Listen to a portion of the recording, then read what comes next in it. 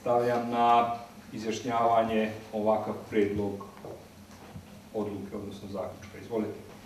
Ki je za? A bizottság 10 igen és 4 ellenszavazattal fogadta el a nyilatkozatot. Egy tag tartózkodott.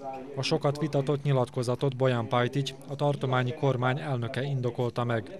Ismételten elvetette azon vádakat, mely szerint a dokumentum a szeparatizmus megnyilvánulása. Ne traži se ni jedna nova nadležnost, ne traži se donošenje ni jednog novog zakona ili uredbe, samo sprovođenje onoga što piše u Ustavu, samo sprovođenje onoga što piše u zakonu. Iako su Ustav i zakoni ove zemlje separatistički, onda i deklaracija separatistička. Pásztor István örül annak, hogy a politizálás végre visszakerült az utcáról az intézményekbe. A VMS módosító indítványai mindenféleképpen javítanak a szövegen, azonban a problémák még a dokumentum elfogadásával is meg fognak maradni, mondta a bizottság elnöke.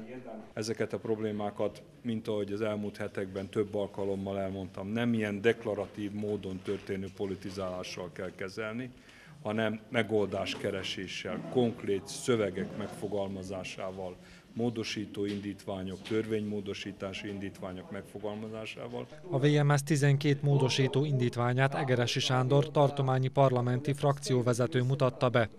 A javaslatok egy részének az elfogadásával a deklaráció elfogadhatóvá vált a párt számára. A mi megjegyzéseinkkel együtt, tehát amit megfogalmaztunk, megjegyzésekhez tartjuk magunkat, de természetesen támogatjuk. Stevan Lilić, a 4 utólag megválasztott pártfüggetlen szakértő egyike, nem látott semmi kivetnivalót a deklaráció szövegében.